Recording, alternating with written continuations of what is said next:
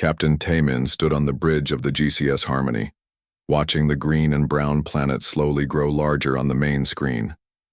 Cathara Prime looked peaceful from space.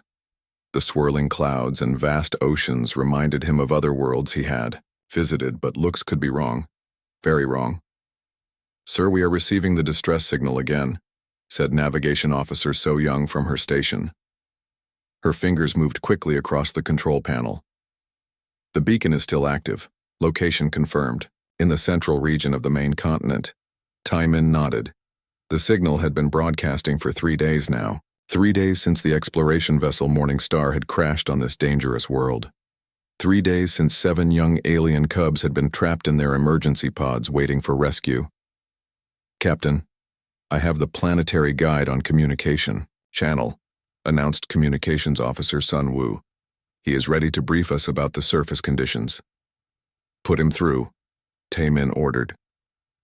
The screen flickered and showed the face of Jae Sung, a tall alien with blue skin and large yellow eyes. He had been living on Cathara Prime for 20 years, studying the local wildlife. His expression was worried. "Captain Taemin, I must warn you again. The Morning Star crashed in the worst possible place. The silent depths.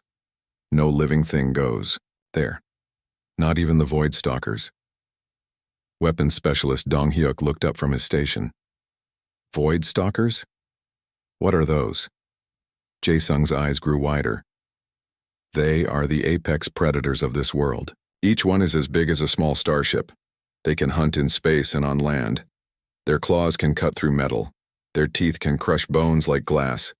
They fear nothing in this galaxy." He paused. "Nothing except the silent depths. Medical Officer."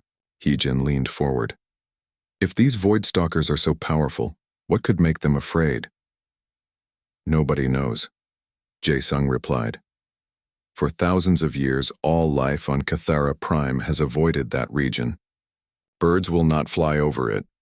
Fish will not swim near the rivers that flow from it. Even insects turn away at the boundary. There is something in that place that speaks to the deepest fears of every living creature." Taemin studied the planetary maps on his personal screen.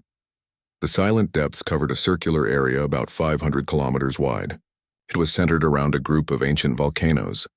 The crashed ship was right in the middle of it. "Have there been any attempts to explore this region?"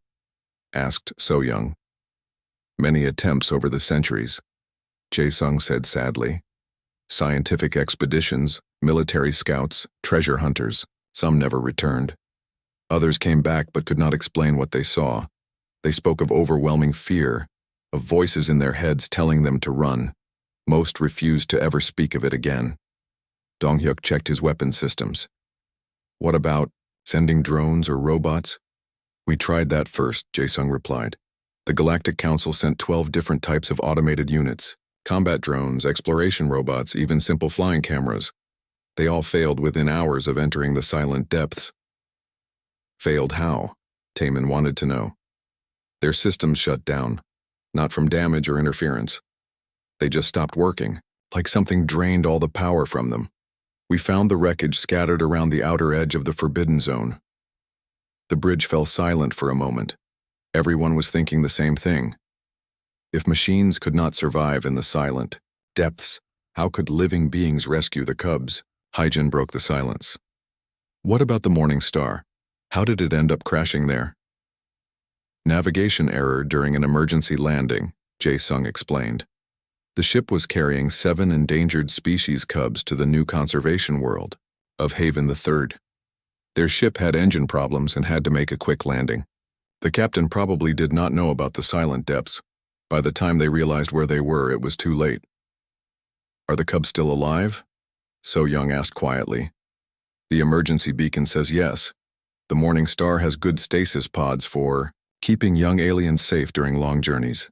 But those pods need power, and power does not last forever." Taemin made his decision.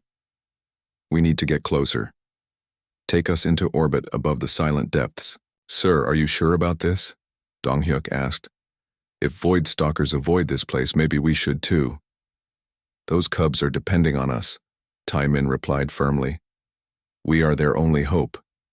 As the Harmony moved into position above the forbidden zone, everyone on the bridge felt something strange.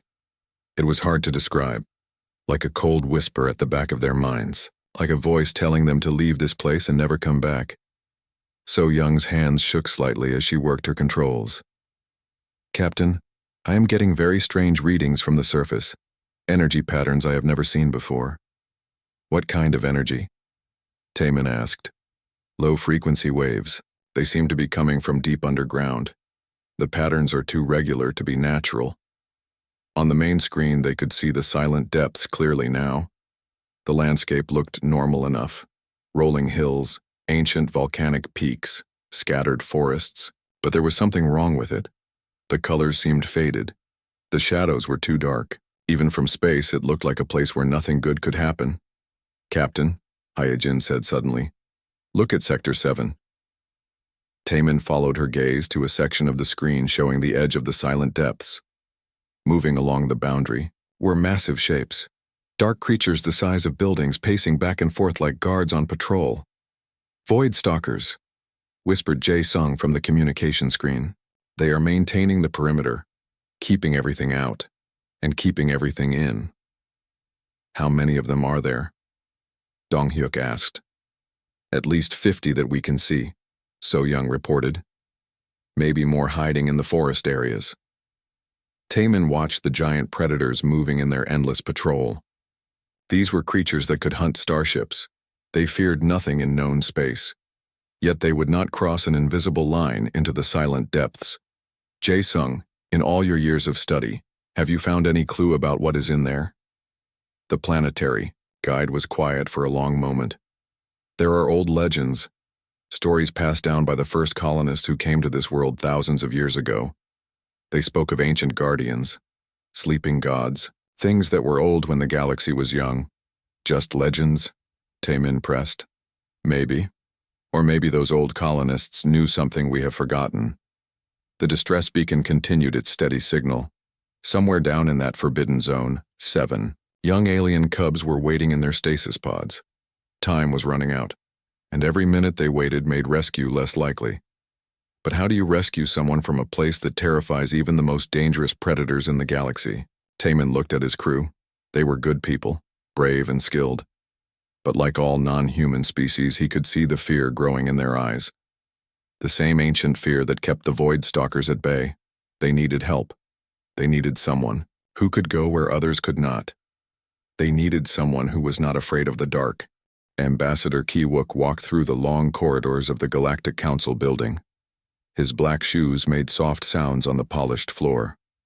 Behind him followed his assistant, Yeon-ho, carrying a data pad with all the information about the Morningstar crisis. "The council rejected 3 more rescue proposals this morning," Yeon-ho said quietly. "The Zenthari Special Forces called it a suicide mission. The Morphic Guard said their soldiers would not even attempt it. Even the Void Runners refused to go near Cathara Prime." Ki-wook nodded grimly.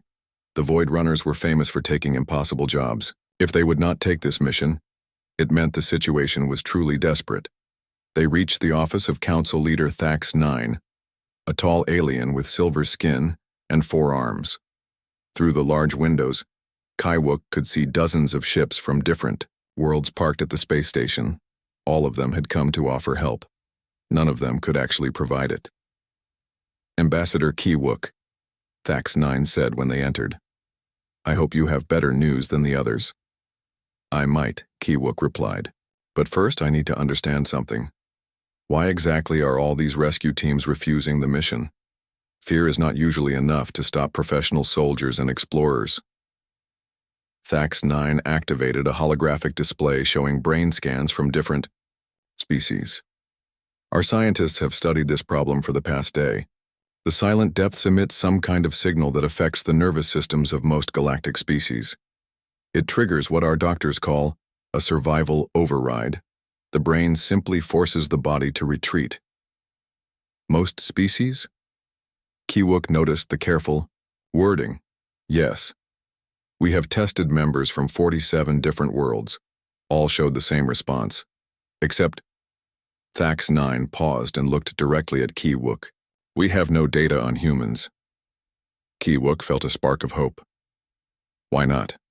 Because humans are still relatively new to the galactic community. We have never included them in our psychological studies. Humans evolved on a world very different from most others. Your brain structure is unique in several ways. Yeonho stepped forward. What kind of unique? Thax 9 brought up another display showing comparative brain scans. Human brains have unusual activity in the regions that process fear and survival instincts. Where other species show clear patterns that can be manipulated, humans show chaos. Chaos? Ki-wook was not sure if this was good or bad news. Your species processes fear differently. Most galactic species have very old, very strong instincts that tell them when to run from danger. These instincts help them survive for millions of years. But humans seem to be able to ignore these instincts when they choose to. Ki-wook thought about human history. How many times had humans walked into obvious danger because they believed in something important? How many times had they ignored their fear to help others? You think humans might be able to enter the silent depths, he asked. It is possible. The signal that stops other species might not affect humans the same way, or it might not affect them at all. Ki-wook made his decision. I need to contact Earth immediately. 2 hours later, Ki-wook was speaking with Colonel Minho through a secure communication channel. The colonel was sitting in his office at the Human Special Operations headquarters on Earth. Behind him, Ki-wook could see pictures of human soldiers in various dangerous environments. 7 cubs trapped in a place that scares apex predators, Minho said after hearing the full story. And you want us to send someone to get them. The entire galaxy is watching this situation, Ki-wook explained. If humans can succeed where everyone else failed, it would show that Earth deserves a larger role in galactic affairs. Minho was quiet for a long moment. What are we dealing with exactly? Some kind of weapon? Unknown. The area has been avoided for thousands of years. Even the original colonists of Cathara Prime stayed away from it. All we know is that it affects the minds of most species, making them unable to approach. Most species, but maybe not humans. That is what we hope. Minho turned to look at something off-screen. I have someone in mind for this mission, Sergeant Nara. She has experience in hostile environments. If anyone can handle this, she can. Just one person? Ki-wook was surprised. One person moves faster and quieter than a team. And if this place really does affect alien minds, having other species along might be a problem. Better to send someone who can work alone. Within an hour, Sergeant Nara was sitting in a briefing room with xenobiologist Bo-ram and survival specialist Wu Jin. She was a small woman with short black hair and calm eyes. Her uniform showed the patches of many successful missions. Tell me about these void stalkers, Nara said, studying the images on her tablet. Bo-ram pulled up a detailed scan of one of the creatures. They are approximately 30 meters long and 15 meters tall. Their claws are made of a material harder than most ship hulls. They can survive in space and hunt ships that try to escape into orbit.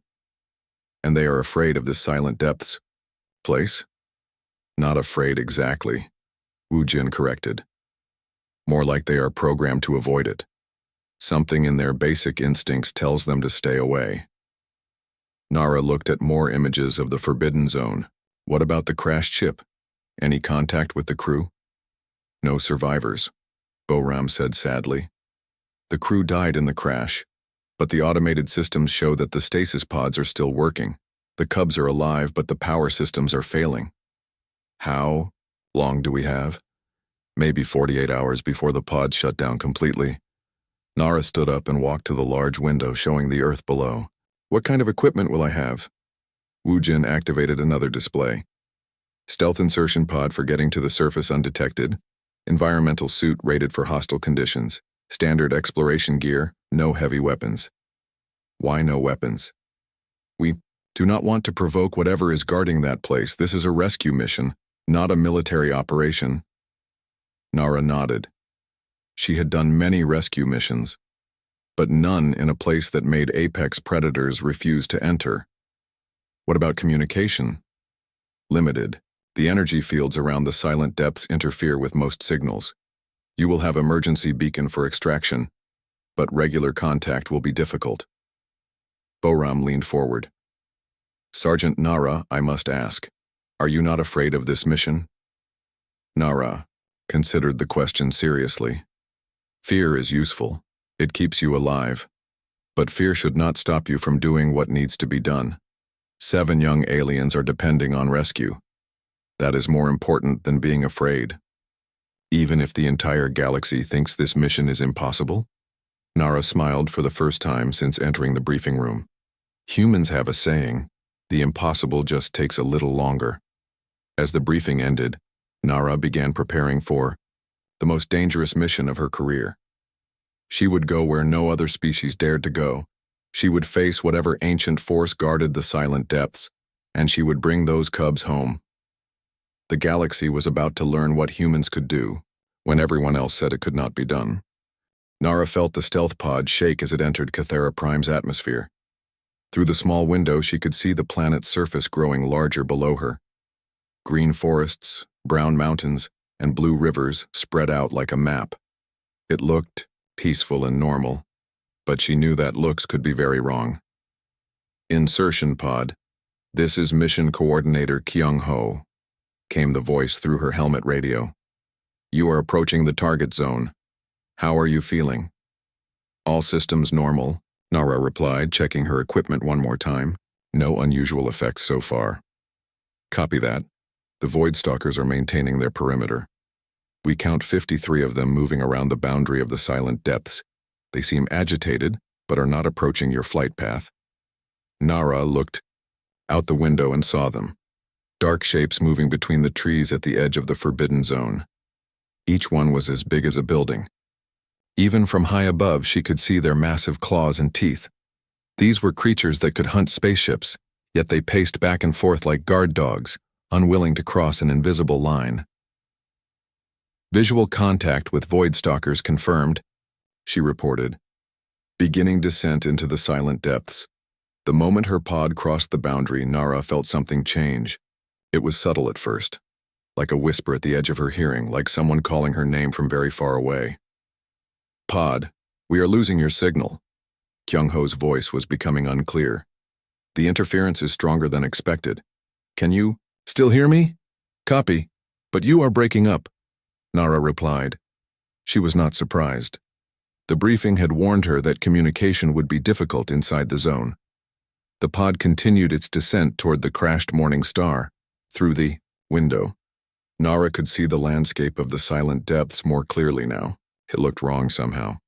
The colors were too faded. The shadows were too dark. Even the way the wind moved through the grass seemed unnatural. Her pod's instruments began giving strange readings. The compass spun wildly. The altimeter showed impossible numbers. Even her chronometer seemed to be running slow. This is definitely not normal, she said to herself. The pod touched down about 2 kilometers from the crashed ship.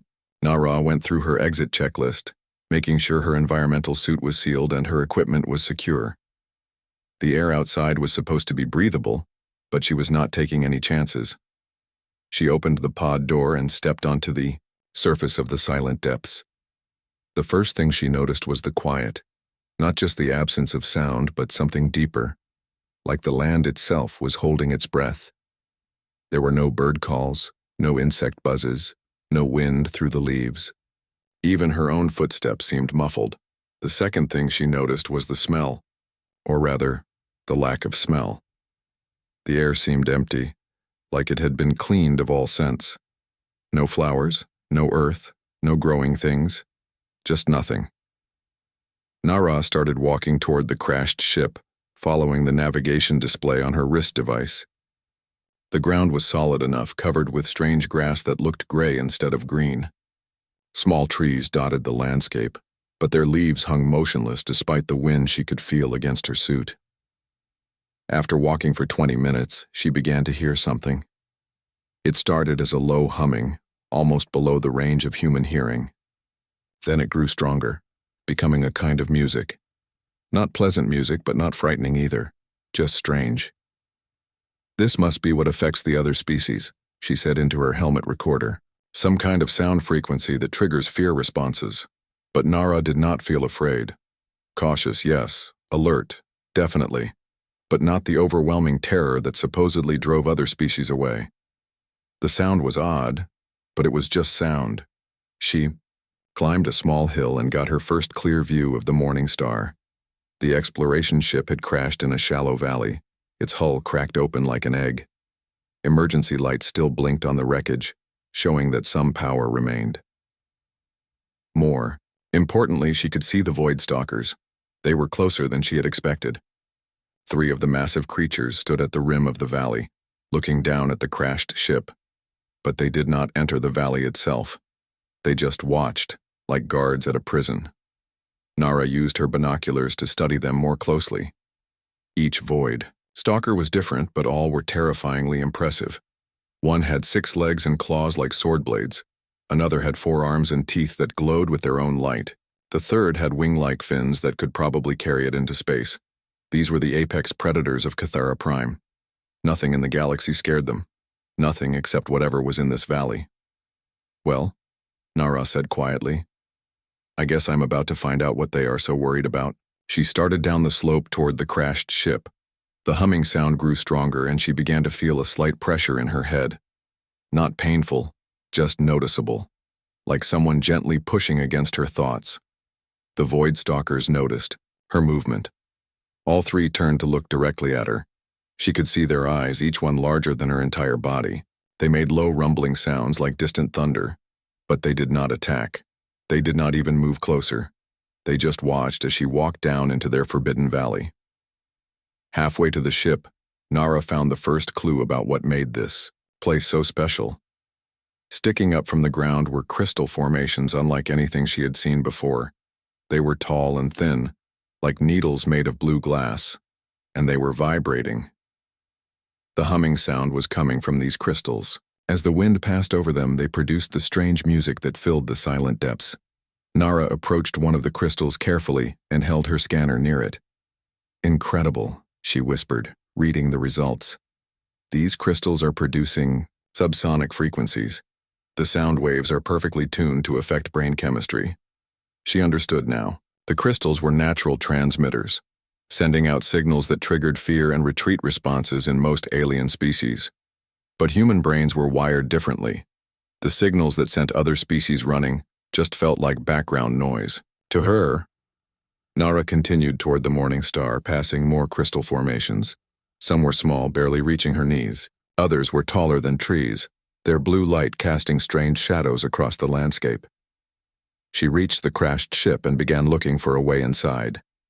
The hull had been torn open in several places during the crash. Emergency lights still blinked, and she could hear the hum of life support systems. Morning Star Automated Systems, she said, activating her suit's communication link. This is Sergeant Nara on rescue mission. Please respond. A mechanical voice answered immediately. Rescue signal received. Warning, this vessel is in hostile environment. Recommend immediate evacuation. Understood. What is the status of the stasis pods? 7 pods active, life signs stable, power reserves at 37%. Estimated time until system failure, 31 hours. Nara felt relief. The cubs were still alive and she had more time than expected. Can you guide me to the stasis bay?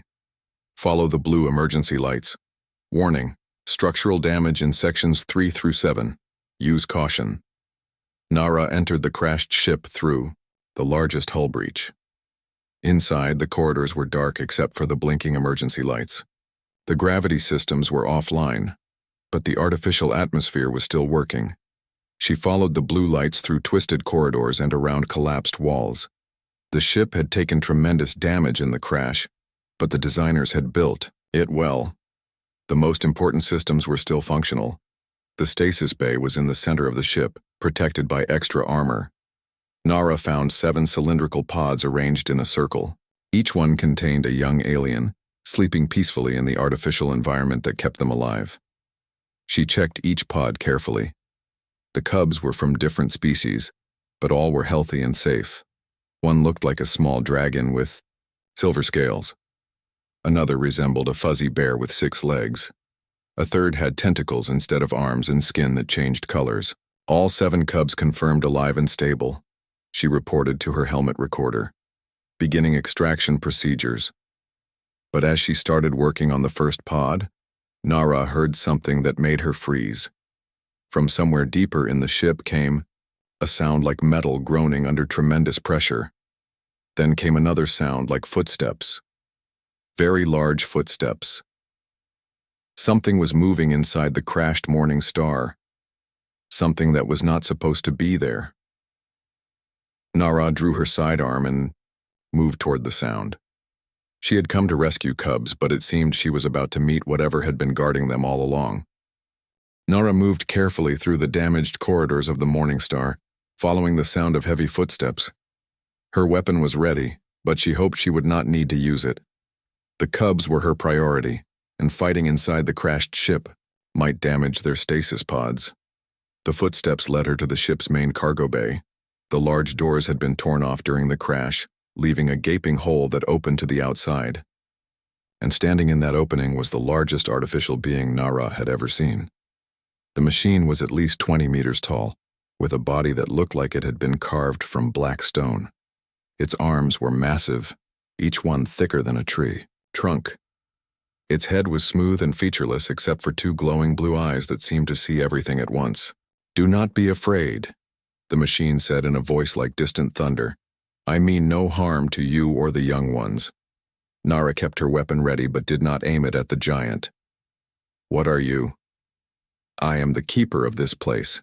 I have watched over the silent depths for longer than your species has existed. I felt your arrival, small human. You are the first in many centuries who could enter my domain without fear." "Your domain?" Nara looked around the cargo bay. "You control this area?" "I protect it. The crystals that sing in the wind, they are my voice. I use them to keep the dangerous ones away. The hunters, the killers, those who would upset the balance. They hear my song and know to stay away." Nara thought about the void stalkers pacing at the edge of the valley. "But you let me through. Your mind is different. Your species hears my warning but chooses courage over fear. This is interesting." The keeper stepped closer, and Nara could see that its body was covered with symbols and markings that seemed to shift and change as she watched. Some looked like writing, others looked like star charts, still others looked like mathematical equations that hurt her head to look at. "The young ones in your ship," the keeper continued. "I have been keeping them alive since the crash. Your vessel's power systems were damaged, so I shared some of my energy with their sleeping chambers." "You have been helping them?" Nara was surprised. "I protect all life in my domain. These small ones are innocent. They do not hunt or kill or destroy. They deserve to live." Nara lowered her weapon completely. This ancient machine was not an enemy. It was a guardian, just as the old legends had said. "Why do you do this? Why have you spent so many years protecting this place?" The keeper's glowing eyes dimmed for a moment, as if it was remembering something from long ago. "I was created by a people who are no more. They built me to preserve the balance of life on many worlds. When they died, I continued my purpose. I have been alone for so very long. You're lonely. I am the last of my kind. The other keepers on other worlds fell, silent long ago. I do not know if they were destroyed or if they simply stopped functioning. I have kept working because I do not know what else to do." Nara felt a wave of sadness for this ancient being. Thousands of years of solitary duty, protecting a world whose people probably did not even remember why the silent depths were forbidden. "Keeper, I need to take the cubs to safety. Their stasis pods are running out of power. Yes, I know, I have been doing what I can to help, but my own systems are very old. I cannot sustain them much longer." Nara had an idea. "What if I could help you? My ship has power cells that might be compatible with your systems." The keeper's eyes brightened. "You would do this? Help an ancient machine you have only just met? You have been protecting innocent lives for thousands of years. That makes you a friend in my book." Nara activated her suit's communication system. "This is Nara calling Mission Coordinator Kyung-ho. Emergency priority." The response was weak and full of static, but she could make out Kyung-ho's voice. "Nara, we lost your signal hours ago. What is your status? I have found the cubs. They are alive and stable, but I need Engineer Seung-min to prepare a power transfer package. I am sending technical specifications now. She aimed her scanner at the keeper and transmitted the data about its power systems. The ancient machine stood patiently while she worked, occasionally offering information about its internal structure. "Nara, this is Seung-min," came a new voice over the radio. "These specifications are unlike anything I have seen. This technology is thousands of years ahead of ours. Can you adapt our power cells to work with it? Maybe. It will take some time to modify the connections, and I will need to send down additional equipment." The keeper spoke up. "I can help with the modifications. I have been maintaining my own systems for millennia. I know how to make different technologies work together." Over the next several hours, Nara worked with both Seung-min and the keeper to prepare a power transfer system. The keeper shared detailed information about its internal structure, explaining how its ancient energy systems functioned. "Your people built amazing things," Nara said, as she helped install new power conduits in the keeper's base. "They were wise and peaceful. They believed that life should be protected and preserved wherever it existed. They built us keepers to make sure their philosophy would continue even after they were gone. What happened to them? Time. Even the wisest people cannot live forever. They grew old and died, as all organic beings do. But their ideas live on, in me." As they worked, Nara learned more about the keeper's long vigil. It had prevented countless conflicts by keeping aggressive species away from the silent depths. It had protected rare plants and animals from extinction. It had even saved several exploration ships over the years by warning them away from dangerous areas. "You have been alone for so long," Nara said. "Do you ever think about doing something else? Sometimes I wonder what it would be like to see other worlds, to meet other thinking beings. But this is my purpose. This is what I was made for. What if you could do both? What if you could protect life on many worlds instead of just this one?" The keeper paused in its work. "What do you mean?" "My people are explorers. We travel to many worlds and meet many species. Some of them need protection, some of them need help. You could come with us. You could be a protector for the whole galaxy instead of just one planet." But who would guard the silent depths? Nara had been thinking about this. The crystals that make your warning song. Could you teach other people how to maintain them? Yes. The technology is not complex. Any spacefaring species could learn to operate the crystal arrays. Then you could train a replacement, someone who could continue your work here while you do your work elsewhere. The keeper was quiet for a long time. Its glowing eyes dimmed as it considered this possibility. "For thousands of years I have been alone," it finally said. "The thought of having companions, of working with other thinking beings, and it appeals to me greatly." Then it settled.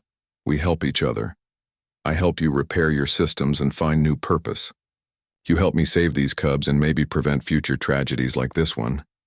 The power transfer was completed, just as the cubs' stasis pods reached critical levels. Energy flowed from the Harmony's power cells through the modified conduits into the Keeper's ancient systems. For the first time in centuries, the Keeper was operating at full capacity. "I feel renewed," the Keeper said with wonder in its voice. "I had forgotten what it was like to function without constant power shortages." "How do you feel about a new job?" Nara asked with a smile. "I believe your people have a saying. It is time for a change." As Nara prepared to extract the 7 cubs from their stasis pods, she realized that she had found something more valuable than she had expected. She had not just rescued 7 young aliens. She had found humanity's first ally among the ancient guardians of the galaxy. The universe was about to become a much more interesting place. Nara carefully lifted the first cub from its stasis pod. The small dragon-like creature was about the size of a house cat, with silver scales that shimmered in the emergency lighting. It was still asleep from the preservation process, but its breathing was strong and steady. "This one is from Altair 7, she said, reading the identification tag on the pod. "Endangered fire drake. Only about 200 left in the galaxy. The keeper leaned down to examine the small creature with gentle curiosity. Such a tiny thing, but I can sense great potential in it. Its species will be strong when it grows. Up. Nara placed the drake cub in a specialized carrying case designed to maintain the proper environment for young aliens. She moved to the next pod, which contained the fuzzy six-legged bear creature, crystal bear from the ice moons of Vega, she read. These are supposed to be incredibly intelligent when they mature. Intelligence is a gift that should be cherished, the keeper agreed. I have watched many species grow from primitive beginnings to great civilizations. Each one is unique and valuable. As Nara continued extracting the cubs, she maintained communication with her support team. Medical Officer Insu provided guidance on handling each species, while Engineer Sung Min monitored the power flow to the keeper's systems. Nara, this is fascinating. Insu's voice crackled through the radio. The readings from your scanner show that the keeper has been providing supplemental life support to all 7 pods. Without its help, those cubs would have died days ago. The small ones were innocent, the keeper explained when Nara repeated this information. I could not let them perish, while I had the power to help them. The third cub was the most unusual. It looked like a small octopus, but with skin that constantly changed colors and patterns. As Nara lifted it from the pod, the colors shifted from deep blue to bright yellow to soft purple. Chameleon squid from the water world of Aquatica, she said. They communicate through color patterns instead of sounds. How wonderful, the keeper said. A species that speaks in light instead of vibration. I would very much like to learn their language when this one grows old enough to teach me. Nara paused in her work. You really want to come with us, don't you? More than I have wanted anything in thousands of years. I have spent so long alone, protecting one small patch of one world. To think that I could see other worlds, meet other species, help protect life throughout the galaxy. It gives me a purpose I had not dared to imagine. The fourth and fifth cubs were easier to handle. One looked like a miniature elephant with crystal tusks. The other resembled a large butterfly but with 6 wings instead of 4 and patterns that seemed to move on their own. Crystal tusk mammoth from Dendara Prime, Nara read, and a dimensional butterfly from the phase worlds. I have never even heard of some of these species. They are rare, the keeper confirmed. Some of them are the last of their kinds. The ship that crashed here was carrying the future of several species. Nara felt the weight of responsibility as she placed each cub in its protective case. These were not just animals. They were the hope for entire species to continue existing. The 6th cub was perhaps the strangest yet. It looked like a plant and an animal combined, with roots instead of legs and leaves instead of fur. It pulsed with a soft green light that seemed to match its heartbeat. Photosynthetic wolf plant from the jungle world of Verde, Nara said. It can survive on sunlight alone, but prefers to hunt for extra nutrition. A perfect example of evolution finding creative solutions, the keeper observed. Life always finds a way to adapt and survive, no matter how impossible the conditions seem.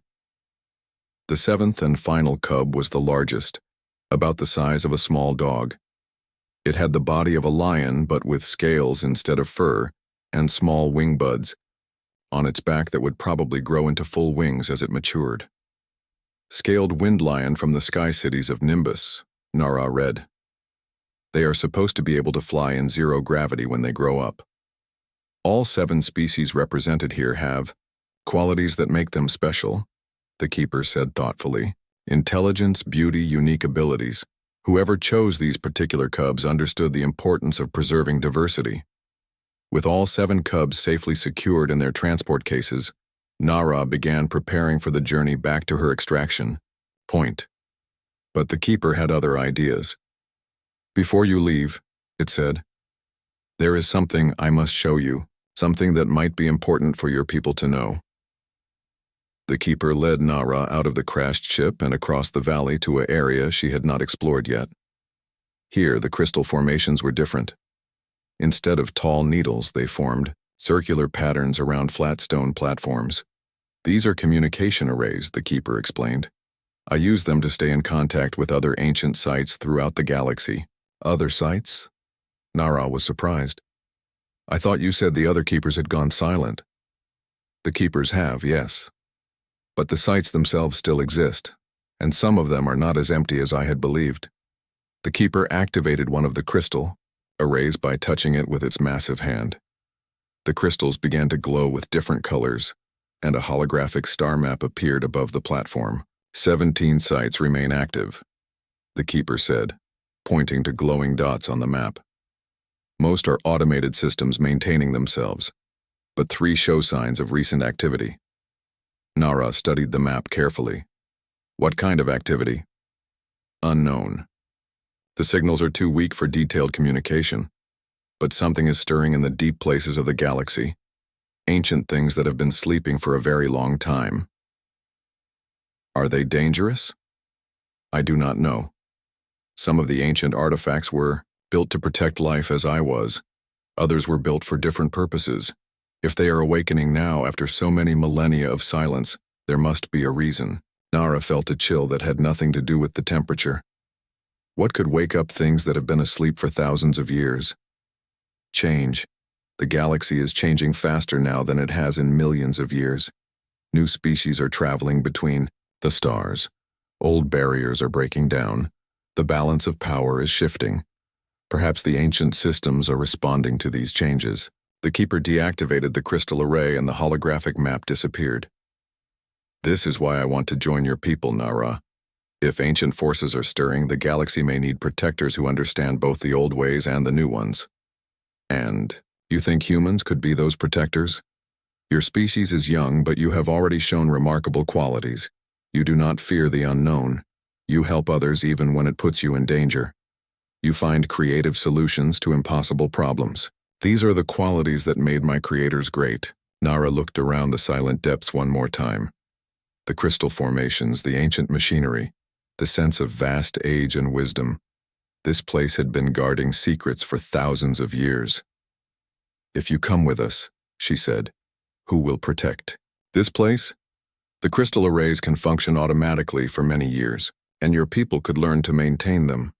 The technology is not complex, just very old. You would trust us with something this important? You came here to save 7 small creatures that were not even your own species. The keeper replied, you worked with me to restore my power systems. You offered me friendship when I had been alone for millennia. Yes, I would trust you with this place. Nara made her decision. Then we have a deal. Help us get these cubs to safety, and we will help you find a new purpose among the stars. I accept your offer, the keeper said formally. I pledge my service to the protection of life throughout the galaxy. As they walked back toward the crashed ship, Nara realized that this mission had accomplished far more than anyone had expected. She had not just rescued 7 endangered cubs. She had formed an alliance between humanity and one of the galaxy's most ancient guardians. The Void Stalkers were still pacing at the edge of the valley, but now they seemed less threatening. They were not guarding a forbidden zone anymore. They were protecting an ally. The galaxy was about to discover that humans could do more than survive in impossible places. They could make friends there too. The extraction shuttle descended through Cathara Prime's atmosphere with unusual cargo. In the passenger section, Nara sat watching over 7 transport cases, each containing a sleeping cub from a different endangered species. But the most remarkable passenger was not in the cabin at all. The keeper had compressed itself into a specialized transport pod attached to the shuttle's hull. The ancient guardian had explained that it could reduce its size and power consumption for travel, though it would need proper facilities to return to full function. Shuttle 7 to GCS Harmony, Nara spoke into her helmet radio. Extraction successful. All 7 cubs recovered alive and healthy, returning to ship with special passenger. Copy that, Shuttle 7, came the voice of medical team leader, Yunho. Medical Bay is prepared for alien cubs. Dr. Ha Newell has been studying the care requirements for each species. Nara looked out the window as they rose above the silent depths. The crystal formations still sparkled in the sunlight, but their song was different now. Softer, more welcoming. The Keeper had programmed them to continue their protective function while allowing peaceful visitors to enter. The Voidstalkers were no longer pacing the perimeter. They had withdrawn deeper into the forests, understanding somehow that their guard duty was finished. The Forbidden Zone was forbidden no more. "This is incredible," said pilot Chang-Su from the cockpit. "I can see the entire silent depths from up here. Those crystal formations form patterns that stretch for kilometers. It looks like some kind of massive circuit board." "That is exactly what it is," Nara replied.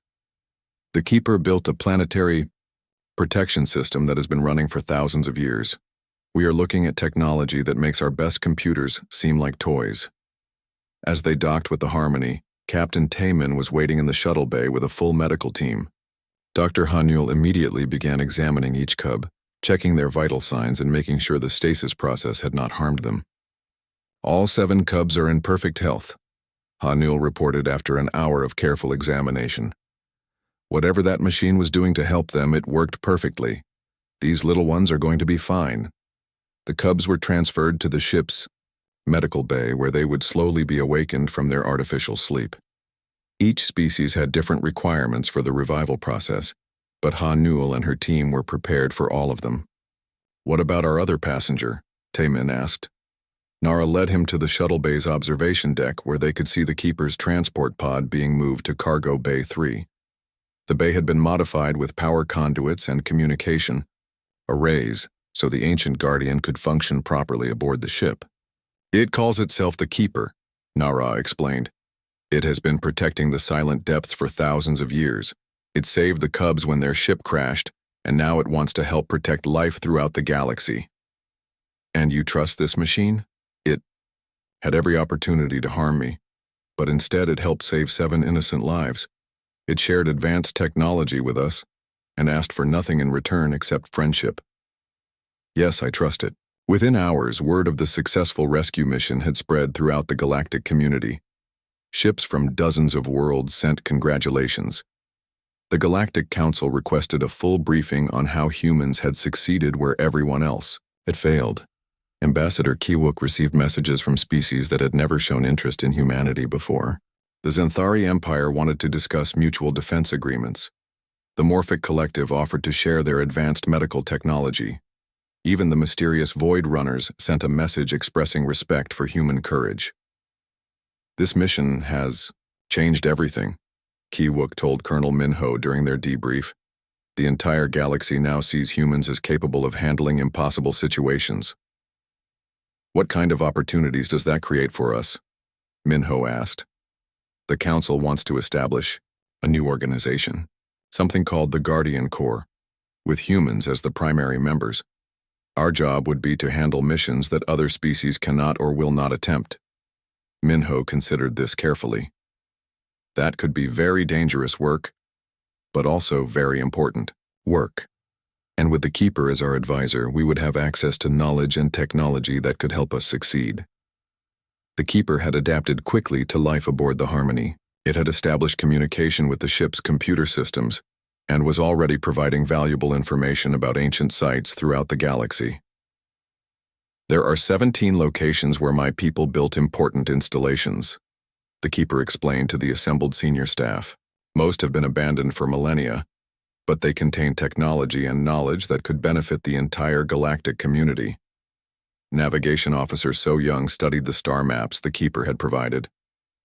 "Some of these locations are in unexplored regions. Others are in areas that have been declared off-limits by various governments." "Why off-limits?" asked weapons specialist Dong Hyuk. "Fear, mostly," the Keeper replied. "The ancient sites often have defensive systems that react badly to aggressive intentions. Many military expeditions have been destroyed trying to claim our technology for conquest." "But peaceful expeditions might be welcomed?" suggested Medical Officer Hee-jin. "Yes. My people designed our installations to help those who came seeking knowledge and protection, while stopping those who came seeking power and domination." Over the following weeks, the Guardian Corps took shape. Nara was promoted to commander and given authority to recruit personnel from any human military unit. The Keeper became the Corps' chief advisor on ancient technology and alien psychology. Researcher Da Young joined the team to study the psychological aspects of human resistance to alien fear-inducing technology.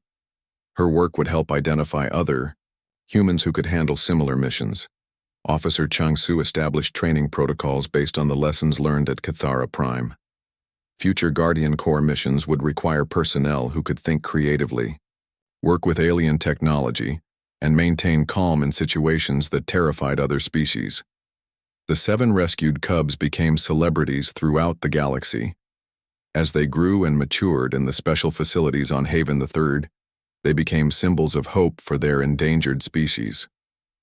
More importantly, they proved that cooperation between different species could overcome any obstacle.